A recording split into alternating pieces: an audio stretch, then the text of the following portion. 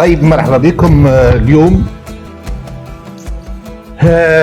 قديش 16 ما هكا ولا 17 17 فبراير 2024. فرصة يعني تشرفني أن نجم نعرف بروحي لكم ونتعرف عليكم أيضا. أنا اسمي صالح بن محمد بن محمد الصويعي بن عبد العاطي بن عمر بن عبد العاطي المرزوقي. ولدت بين قطعان الإبل، ابن راعي إبل. ثم دخلت المدرسة مؤخر شوية، عمري على حد 10 سنوات، واعطوني جايزة باكو أعواد وباكو صلصال عام 60 يعني لأني رسمت أحسن صورة واللي هي عقرب، والعقرب اللي هي بنت البلاد، يعني رسمت من المحيط.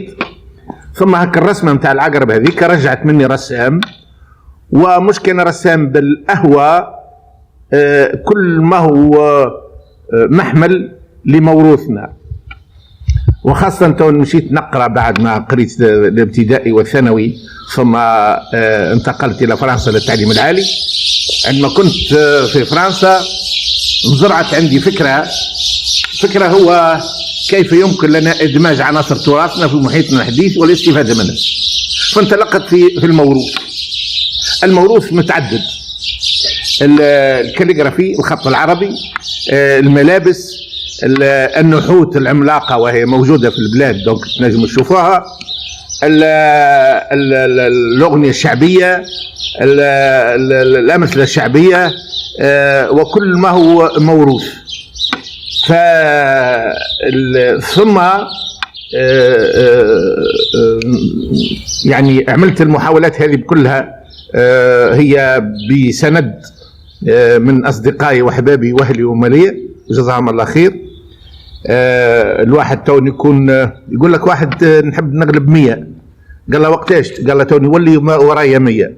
فاني نجم نعمل برشا أعمال عندما يكون معايا أنتم، وينجم يكونوا معايا برشا نسات باش نجم نقدموا تونس في أحسن صورة إن شاء الله. بعد ساعات الفنان يشعر بروحه غريب في المحيط متاعه، وشعرت بروحي غريب بعد ما استقريت هنا في البلاد. شعرت بروحي غريب للشيء اللي نعمل فيه. كيفاش نجمت نرجع الغربة متاعي؟ هاي تعال جاي معي. الغربة متاعي رجعتها بالصور هذه، صور الأمهات المتوفيات كلهم. هذه أمي وهذه خالتي الله يرحمها يعيش لك بخاطرك. وهذوما كل أمهاتنا، في كل وجه من هذه الوجوه هي قصة، في كل وجه من هذه الوجوه أني نعاود فيها هذه أمي وهذه أمي وهذه أمي وهذه أمي وهذيك أمي وهذه أمي وهذيك أمي وحتى هذيك أمي وهذه منها أمي وهذيك أمي والأخرى أمي. أمك أمي يا ولد أمي. قديش أني محتاج باش نقول يا ولد أمي. تتفكر أمك مننا بختني، يعني غطتني بخنوقها منين لقيتني سقعان؟ تتفكر أمك منين بختني بالكمون قالت لي يداويك السبحان؟ تتفكر أمك منين أعطتني جلب خبزة منين لقيتني جعان؟ أمك أمي يا ولد أمي. تفكر أمك منين جت تزغرت وأنا مروح من المدرسة، مروح بالكرني متاعي وناجح في الامتحان. أمك أمي يا ولد أمي.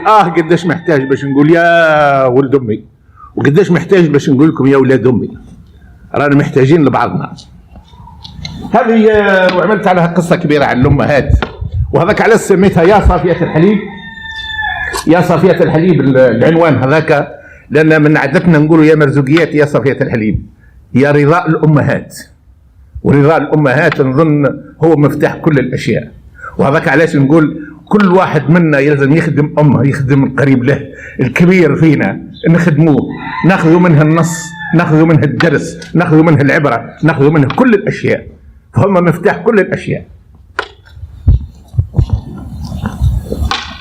هذه منا صور من المجموعات اللجوء، لأن توالي 6 سنوات أنا حال هذا الفضاء. هذا الفضاء كان عندي حلم من كنت في باريس، كنت نمشوا للرسامين الكبار عندهم فضاءات كبيرة.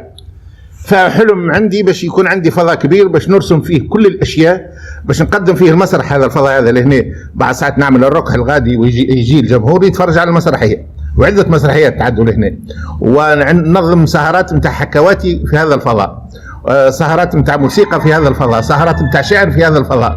فهو مكان وين نستقبل فيه كثير من الناس، وبارك الله فيكم لو تشرفونا.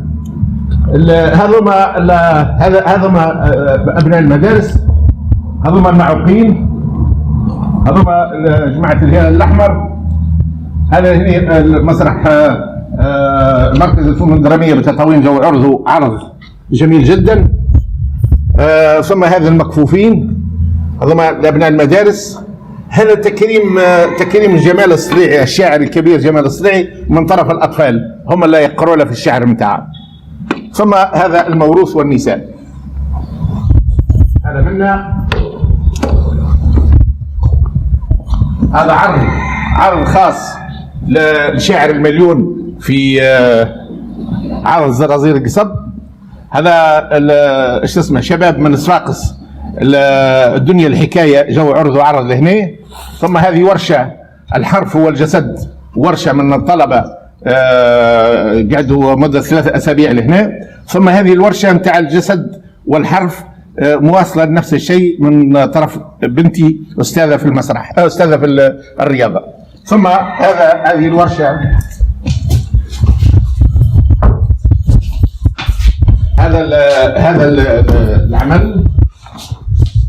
العمل قاعد نحضر فيه لمجموعه من الزوار قادمين من عده جهات، ومنهم مجموعه من امريكا باش يجونا بالذمه. هذول كلهم نحضر في هذا العمل. ان شاء الله قريبا باش يكونوا كاملين، نسهر عليهم في الليل باش نجم نحضرهم.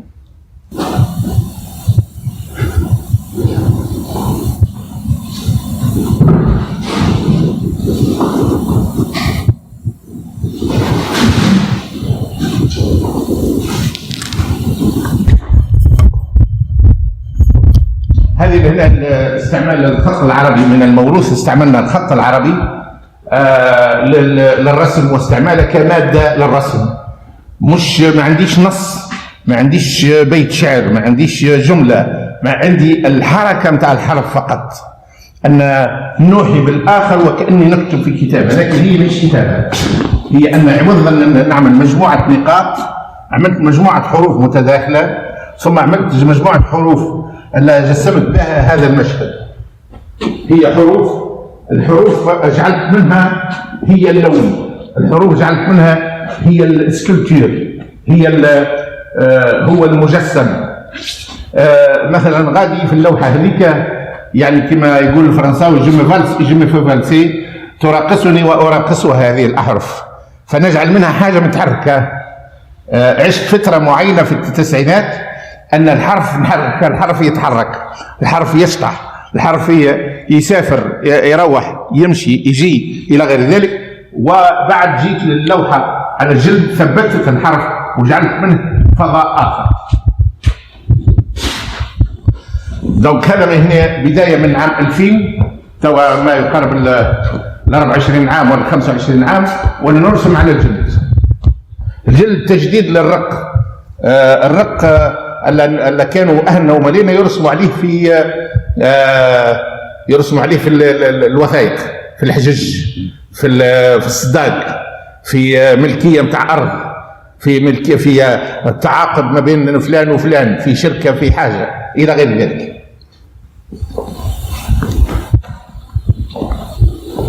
هذا استغلال الحرف بكل الاشكال. ثم هذا منا الملف الصحفي حول ما انجزت وما شاركت في عده اشياء. هذه جريده عربيه تصدر في لندرا، هذه في دمشق في سوريا، هذه في الجزائر، هذه اللي هنا في فرنسا، والبقيه صحف تونسيه على بعض التجارب، على بعض الاشياء. هذه من هنا من عملت افتتاح كاس افريقيا 94، هذا الاخراج نتاعي، تصميم واخراج وفكره. ثم مهرجان اوسو عام 95 يعني سوسه عبر العصور، سوسه من حضرموت الى عاصمه الساحل. ثم هذا منا مهرجان دوز، هذا الرسم بالعباد. مهرجان دوز هذا 2010، هذا مهرجان دوز 2010. ثم هذا مهرجان دوز 2014. هاي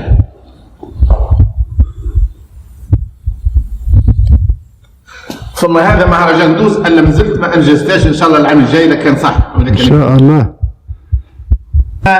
منا سيمفونية الأنوف.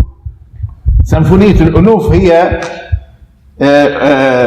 أن في الأنوف هذه كل قصة من القصص اللي تظهر لي في مخي إلا ونرسمها ممكن ما نلقاش الكلمات اللازمة باش نجم نعبر عليها. الخنقة هذه واحد خانق الآخر بالنيف نتاعه، فهمتني؟ لكن هي معاني.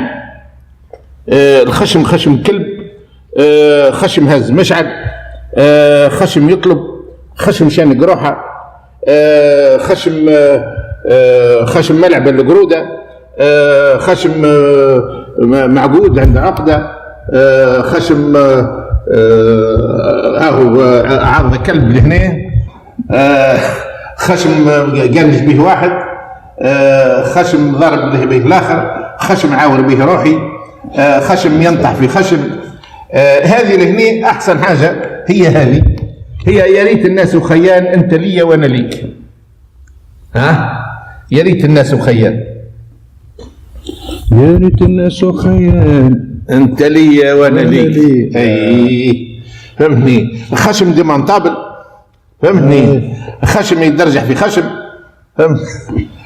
خشم في جراره، خشم شاده من داف،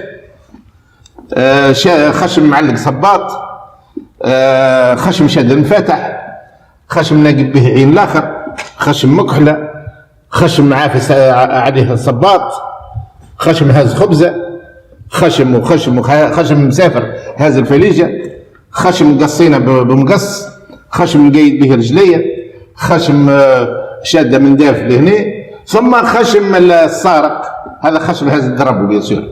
اما خشم السارق انه لازم يعفس على خشمه باش ينجم يمد ايده للمال الغير. لأن هذه رحله في الدنيا هذه خلاصه. ثم في البلاد عندك داخل البلاد الدوز تلقى خابيه كبيره، هذاك النحت نتاعي.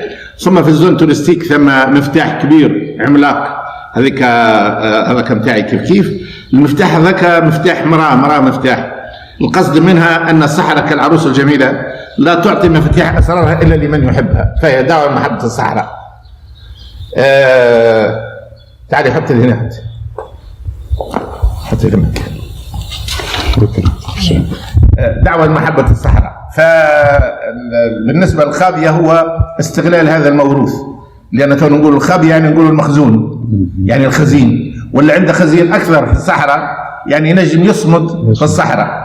فاللي يصمد في العطش ويصمد في الجوع ويصمد في الايام الزمه وايام القحط وايام كذا، لان عنده مخزون باش ينجم يتغذى ويصمد ويبقى ساكن في مكانه. عندي زوج نحوت اخرين، واحد بين دار الثقافه والمتحف هي تونس، كلمه تونس كاليغرافيه اون 3 ديمونسيون، ماده عروقها على صخره والصخره هذيك على 91 شهيد. ثم يقول عليها جمال الصلاعي، يقول: وإن رفت الأشواق في قلب شاعر ترنم في طوق الذوات مدادها، ونرفع راية البلاد إلى الذرى سواعدنا أسبابها وعمادها. ترجمة للنحت مكتوبة البيت هذا على الرخام. ثم النحت الآخر هو في سوق لحد، أنت خارج من قبل لي ماشي التوزر، تلقى المرأة لها قصعة كبيرة، هذه قصعة الخير. هذا واجبنا من قيامنا بالواجب مع مار السبيل، لأن كانوا الحجيج يجوا من المغرب من الجزائر ويشقوا شط جريد وتتلقاهم هكا الزوي الموجودين في المكان، ولا يودعوهم هم روحين. يعني أن كان مكان باش يستقروا فيه، وكان شكون باش يضيف حاج من الحجيج، لأنه قاصد باب ربي.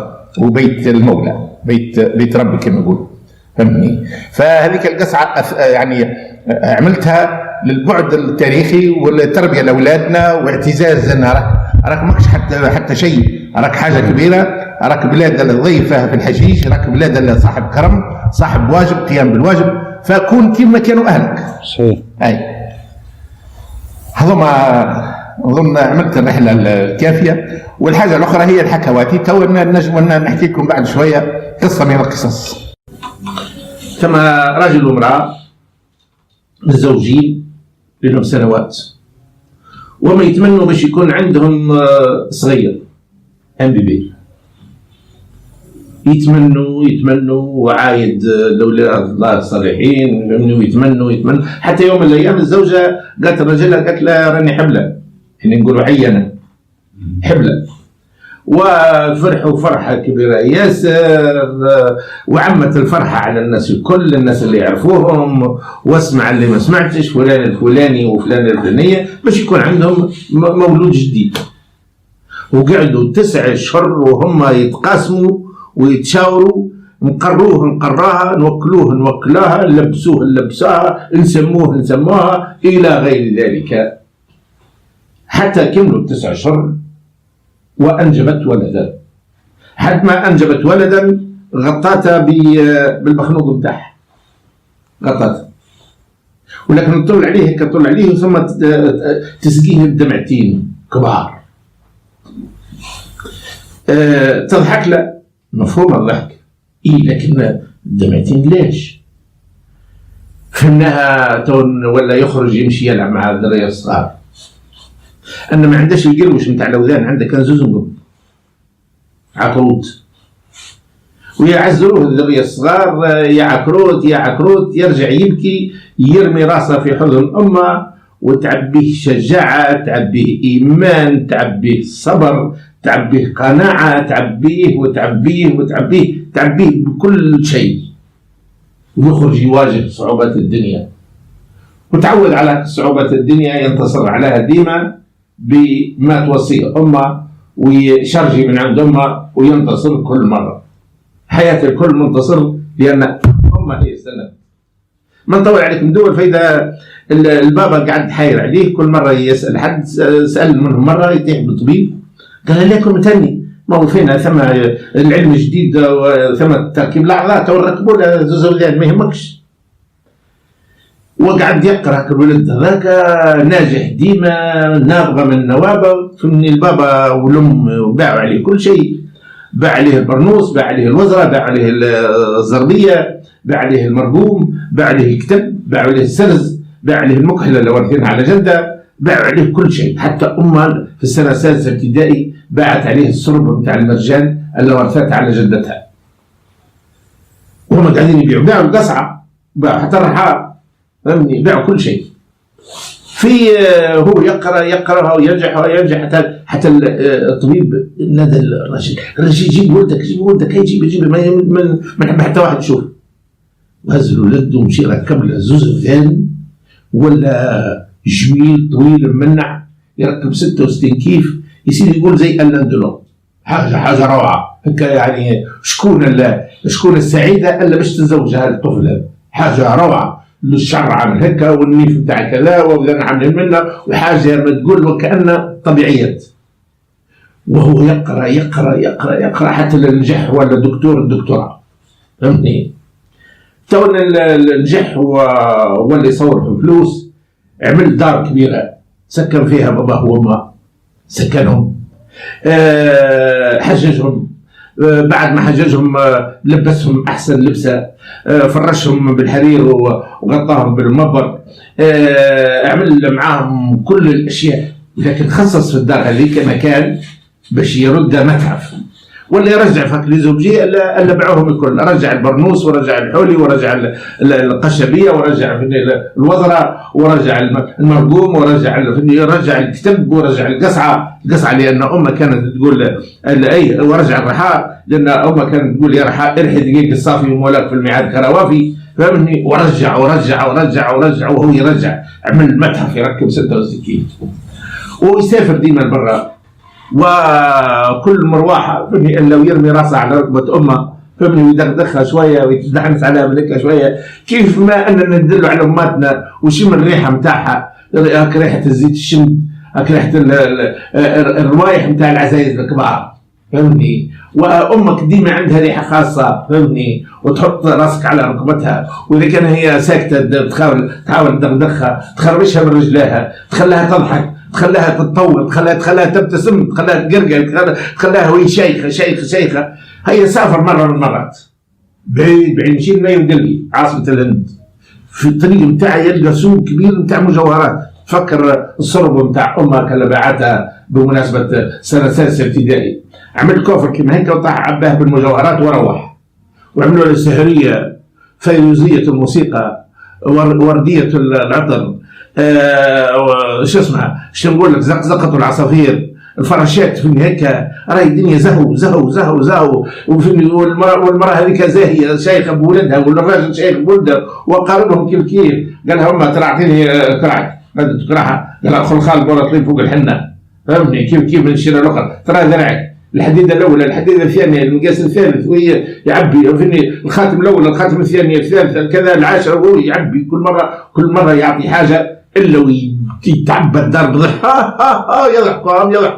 يضحكوا هيا الشركه الاولى الشركه الثانيه الشركه الثالثه هيا وقفت لامه وهي تضحك وفهمني هزلها فهمني يقول له ربع الدنيا ركب ربع الدنيا حتى لهني وذهب كهابط قدام ما عندناش ربع الدنيا، لكن هو عملها ربع الدنيا والناس تضحك هي كاكا غافله نحلها العصابه واعراصها، هي اللي اعطتها وذانها لاولادها. الله أكبر. هي اللي اعطت توذانها لولدها لانها قالت 9 أشهر سكنت جار القلب، 9 أشهر اعطيتها نبض من نبضي باش يولي عنده نبض، 9 أشهر باش اعطيتها قطر الدم من دمي باش يولي عنده دم، 9 أشهر غذيتها بأزكى حليب واصفى حليب، عامين واش عامين و6 أشهر رضعتها باصفى حليب، وبنت له جسر الرضاعة مدى الحياة. يا رب يرضي علينا والدينا.